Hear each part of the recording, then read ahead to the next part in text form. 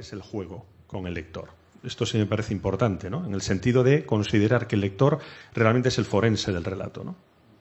Entonces llega un momento en el que va a trocear. Es el que te aprueba. Es el que te aprueba. Y al final es el que va a encontrar a revelar la lógica del propio asesino. Entonces, esa parte sí que me parece importante saber cuál es el juego.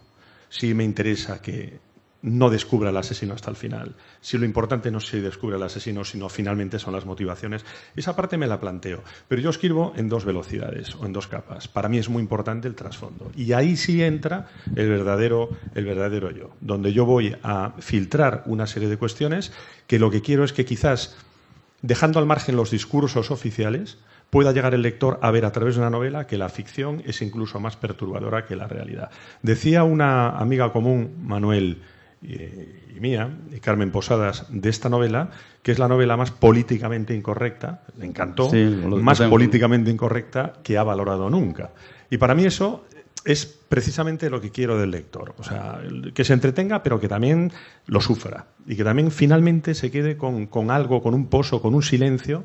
Y esas grandes preguntas que uno se puede plantear o no, al final haya esa especie de comunión final donde cuando te ves en un encuentro, al final sabemos los dos de qué estamos hablando, aunque no tengamos la respuesta, ¿no? Ha dicho este hombre 2 cosas importantes.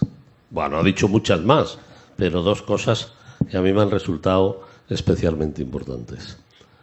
Una, la verosimilitud. Cuando uno está leyendo una novela y le parece una tontería todo lo que está leyendo, la deja, la abandona. Luego hay otra palabra que también es esencial: enganchar. Tú tienes que meter en las 3 primeras páginas o en las 2 primeras páginas algo que enganche. Porque si no, la gente deja la novela. Dentro de la verosimilitud, bueno, necesariamente tengo que volver otra vez a Los Confesores. A mí, a mucha gente que la ha leído, dice, es imposible en el año 2025 que alguien esté preocupado por el pecado y por el infierno. La gente ya que no se preocupa. Bueno, yo no me preocupo, pero he estado preocupado de cojones. En la peor etapa de la vida, en la adolescencia. Yo iba todas las noches a ver al cura. Padre, es que he cometido pecados. Estaba absolutamente torturado. ¿Por qué estaba torturado? Pues porque estaba en un ambiente social, que es el que intento describir. Estaba en un ambiente social en el que todas las noches, antes de irnos a acostar, los claretianos de Sallent nos ponían de rodillas allí en la capilla y un cura, gordo, grande, con sotana, nos contaba todos los días el mismo episodio, que un cuervo estaba encima de un árbol y le decía, conviértete, y el cuervo decía, cras, cras, que significa en latín mañana. Y te convertirás mañana. Y esa noche el chaval se moría y tú ya ibas a acostarte diciendo, esta noche palmo, fijo, palmo, voy al infierno, estoy fatal aquí. Eso era, como dicen ahora los chavales, bueno, ya lo llevan tiempo diciendo, era una comida de coco, el poder de la educación. Era una educación. Yo reconozco que yo tenía que haber sido un criminal en serie. Bueno, acabé en la cárcel, pero de otra manera. Pero yo tenía que haber sido un asesino en serie, porque con esa represión, ese machacarme, a mí y a los de mi época, porque en el colegio no estaba yo solo, en el colegio había 2000 chavales. Y aquí en Barcelona hay colegio Claret, ¿no? Vamos, me imagino. En Cataluña tiene que haber 7, porque si había uno en Granada. Y luego yo estuve en el Claret de Sevilla, que era un colegio que jugaba contra los catalanes, porque todos los que jugaban hockey y patines eran catalanes. El Voltregá, el no sé qué, el Barcelona. Y allí en el colegio Claret se ve que un cura se le ocurrió poner el hockey y patines y iban allí los equipos a jugar. Es decir, que había mucha gente con ese tipo de educación. En una novela, cuando tú cuentas cosas de hace 50 años, tienes que intentar trabajar, como dice Ulises Bértolo, trabajar para que eso sea verosímil y que la gente se lo crea. Se lo crea porque es lo que ha pasado. Y eso está pasando ahora en tantísimas novelas como salen de la guerra civil, de la emigración española a Cuba y a Argentina, que la gente que no ha leído pues no tiene ni idea, y hay que intentar describirlo de tal forma que el que lo recibe 100 años o 70 años después vea la verosimilitud y la verdad que esa novela encierra.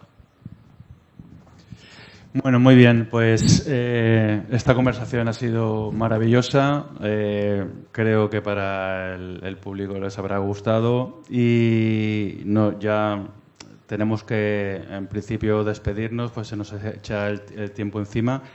Vamos a hacer una ronda de preguntas que le interese al público y luego cuando acabemos, si compráis algún libro de ellos, pues lo firmarán aquí. Os paso allí, Gustavo.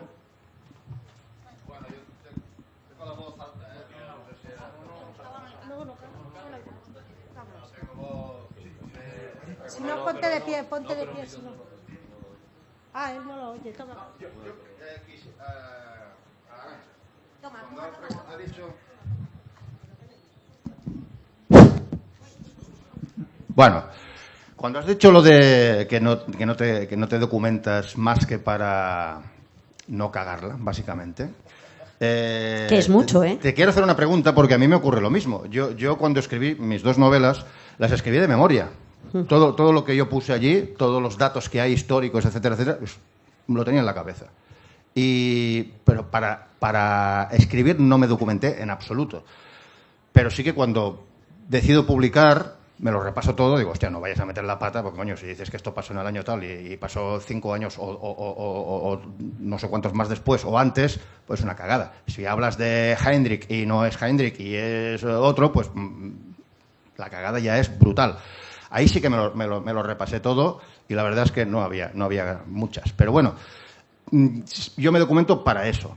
Cuando me documenté sobre todo para el tema del espía accidental, bueno, Manolo ya es un personaje que algunos de aquí ya conocen, ya es famoso ya en esta casa.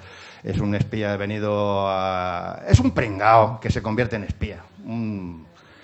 Pero bueno, a lo que yo iba. Realmente, documentación, para escribir la novela, ¿te documentas algo? ¿Has hecho alguna vez? Porque es que yo no lo he hecho. Yo, sinceramente, no lo he hecho. O sea, sí, a ver, es que...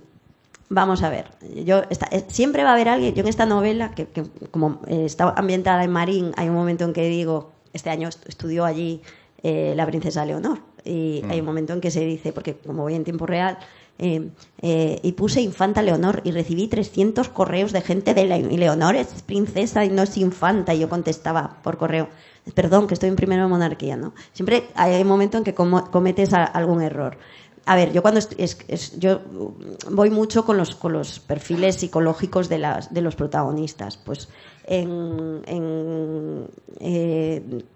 tengo que leer, pues si tenía un stalker, un psicópata que persigue a una mujer famosa en La vida secreta de Úrsula Bass, pues leí, pues además es que hoy en día los TFGs, las tesis doctorales están colgadas, entonces me las leía. Que de repente tenía que hacer un dragado en un río, pues me leía el operativo que se hizo con Marta del Castillo en el dragado y me lo leía. Luego pero lo que no voy a hacer es poner un tratado sobre cómo se hace un dragado en un río, si van 2 pinceladas que sean reales de cómo se hace. Y evidentemente, como yo en mi vida no he visto cómo un policía draga un río, pues tengo que leer. Pero lo que digo es que lo hago para evitar el error, porque tengo una anécdota muy buena, que es que el año pasado en Mira García Villado Libro estaba en una mesa redonda con Pedro Feijóo y Lorenzo Silva, y entonces Pedro Feijóo, estaba una señora hablando con él, echándole una bronca, entonces de repente se gira la señora y viene hacia mí y me hace Pedro Feijóo por detrás. Y entonces me viene y me dice, mira, te voy a decir una cosa, ¿eh? Yo me he leído Belleza Roja y me estaba encantando, y de repente llego al final y veo que a una chica que se ha cortado las venas, en San Censo la llevan al Hospital del Salnés de urgencias. Cuando yo, que soy médico, sé que a la gente que vive en San Senso, el hospital que les corresponde es Montecelo de Pontevedra. Y me arruinaste toda la novela. Entonces yo le dije, mire, yo no le voy a devolver el dinero, pero inténtelo con la editorial. Y le dije, punto número 1, al hospital que te corresponde te llevan cuando te van a hacer una radiografía o un análisis. Cuando te encuentran con las venas abiertas te llevan al que está más cerca. Punto número 1. Y el que está más cerca es el Salmes. Y punto número 2, yo lo siento mucho, pero lo siento sobre todo porque me parece muy triste que alguien lea una novela, esto no se lo dije, buscando el error, ¿no? Y entonces me dice, pues que lo sepas. Y se da la vuelta y se va corriendo hacia Lorenzo Silva y le hago yo a Lorenzo Silva. Exactamente el mismo gesto que me hizo Pedro, ¿no? Hay gente que vive, pero es que es lo que pasa en Twitter, ¿no? Que vive en la superioridad moral de dejar en evidencia a los demás. Entonces, hay que evitar que la gente se sienta tan mal porque yo no supe a qué hospital va alguien que padece algo en San Senso, ¿no? Entonces, siempre va a haber alguien que te diga esa bala, no sé qué, pero claro, yo pongo que van al cine en febrero del 2019 y yo miro qué pelis echan en febrero de 2019. Yo, pues mira, Green Book, que era la que ese año ganó el Oscar. Y lo miro, pero claro, porque no voy a decir que estaban echando una peli que no se hizo. Pero si eso fuese así, sucediese, también yo creo que tampoco es lo más importante del mundo, ¿no? Pero también deberíamos estudiar este punto en el que todo el mundo, que es lo que pasa en Twitter y en todo, que está en la superioridad moral. Nosotros, sabéis que en los grupos de lectura mucha gente dice, ay, cómo me ha gustado este libro, y recurrentemente mucha gente escribe, ha gustado sin H. Y de repente 80 personas diciendo, pues por lo menos ella sabe escribir, no como tú, que no sabes ponerle la H. Y yo, pero vamos a ver, ¿en qué momento tú te sientes bien poniendo en evidencia a otra persona? Todo el mundo sabe que A es con H, no sabemos si se le ha ido el dedo o no sabemos si realmente es una señora como mi madre que tiene 85 y no fue a la escuela, pero lo pasa bien leyendo. O sea, ¿qué sabes tú de las circunstancias de cada persona, ¿no? Entonces hay un poco de eso y la documentación tiene que servir un poco para minimizar, no a la gente, este caso que era señora tarada, ¿no? Más que yo, que ya es difícil, sino un poco minimizar que te encuentres, pues no sé, hay una novela que ha sido súper bestseller en la que una persona secuestra a una juez porque fue la única juez que condenó por asesinato a una persona, cuando todos sabemos que ese juicio es de audiencia. Quiero decir que no sería un solo juez. Es de jurado, y sabemos que no es un solo, claro, es un órgano colegiado. Hasta yo que no he entrado en un, claro, pero es que hasta yo que no he entrado nunca en un juzgado más que para hacer las prácticas de quinto de carrera, en la que había un narcotraficante diciendo yo soy un honrado contrabandista y me han robado el tabaco. Fue una experiencia gloriosa, me fui por piernas y dije yo no voy a ser abogada. No sabes lo que te llevas de no haber entrado nunca en un juzgado. Entonces, sí que es verdad. Y esa novela es un súper bestseller, os digo el título ahora y no habíais caído. Que es El buen padre. A Santiago no se lo he dicho nunca, pero es verdad. Pero ¿qué más da? ¿Te lo has pasado bien con la novela? Es lo que hablábamos antes. ¿Nos hemos planteado que alguien se puede ir a una isla desierta a matar a 10 personas a ritmo de nana inglesa? No, pues ya está. A 10 negritos, por cierto. Ya que estamos reivindicando. Ya que coge Ulises el micro. Sí, te iba a interpelar, Gustavo. Iba precisamente como miembro del aquelarre literario al que pertenecemos tú y yo. Sí. Te iba. Pero no porque no recibimos a cualquiera en este grupo nuestro, ¿no? Asociativo. Pero una anécdota que me ocurrió a mí fue con Ortodoxia. Yo estaba en una entrevista con Marta Robles. Y acaba la entrevista de Marta Robles y recibo una llamada y dice alguien, mire, es que está usted hablando en la radio y está diciendo que el cuadro que usted ha incorporado al principio de la novela, Ortodoxia, que era un cuadro donde supuestamente no, el equipo de investigación tendría que encontrar la pista que revelaría un asesinato que ocurre. Desde el principio, pues el lector está con el equipo de investigación mirando el cuadro. Y me dice, es que no sabe lo que está diciendo. Dice usted que el cuadro es del siglo XVII y es un cuadro del siglo XVI.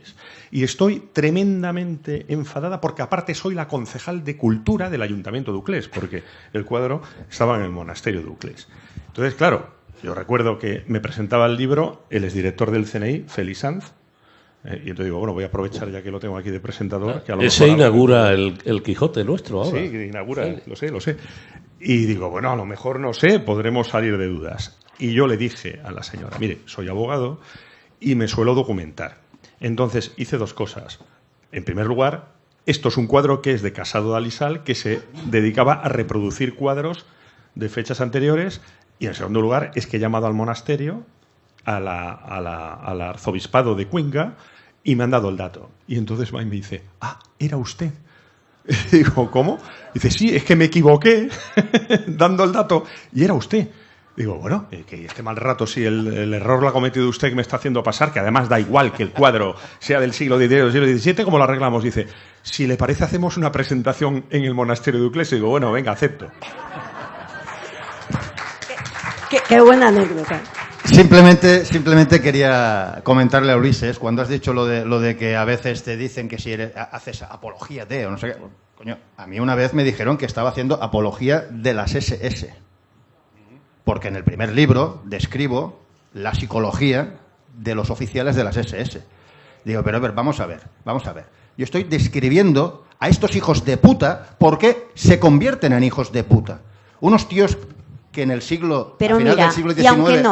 Y aunque cojas la voz de un oficial de las SS contando por qué él considera que los judíos deben morir todos en un campo de concentración, ¿de qué estamos hablando? ¿De ficción? En ese caso, historia. No, incluso de ficción, quiero decir. Tú lees, a mí una de las novelas más brillantes de novela negra que hay, que es El asesino dentro de mí, de Jane Thompson, es un tío explicando primero cómo mata hostias a su novia en el primer capítulo. ¿Eso es apología al maltrato? No, es que no hacemos apología a nada, hacemos novela. O sea, apología le hacían a este señor cuando le decían que no se podía hacer una pajilla. O sea, eso es comerle la cabeza a alguien. Cuando tú haces novela negra, no puedes hacer nada políticamente correcto. Y en el momento en que caigamos en eso, la literatura se va a la mierda. O sea, el lector, tenemos que confiar en que los lectores son lo suficientemente inteligentes para que cuando tú leas El asesino dentro de mí y vivas 300 páginas metido en la cabeza de ese personaje de Jane Thompson, digas, joder, qué burralidad. Y que eso existe. O sea, es que no tenemos que presuponer que él es tonto, ¿no? Entonces, perdón, pero es que es un tema que, como veis, me pone muy mala. Bueno, una última pregunta, porque lo tenemos que dejar ya. Eduardo. Hola, es más bien para Manuel, porque en algún momento de tu intervención has comentado que el periodista, no sé si has dicho puede o debe mentir, pero claro, la palabra mentir tiene una connotación intencional que yo creo que deberías matizar un poco. ¿Mentir y ficción son sinónimos? El periodista no, el novelista. He dicho que el escritor, los escritores, tienen o tenemos licencia para mentir. Que tú en una novela puedes imaginar situaciones que no han pasado. Estás teniendo un romance con la reina de Inglaterra, la nueva, ¿cómo se llame? Exacto, adulterar y mentir, no pasa nada. Para eso están las novelas, para imaginar cosas. Siempre que sean verosímiles, que ha dicho Ulises. ¿Alguien más? Pues venga, lo dejamos aquí. Muchas gracias por vuestra atención. Muchas gracias por esta maravillosa mesa. Gracias, Luis. Que la verdad, bueno, ya sabéis que siempre nos sabe a poco. A las 2 menos cuarto nos vamos, con lo cual cerraremos el teatro y regresaremos para todos aquellos que lo deseen hacia las 4, o sea, empieza el programa a las 5 en punto. Con lo cual, ¿quiere que le firmen libros? Pues adelante y nos vemos luego. Gracias.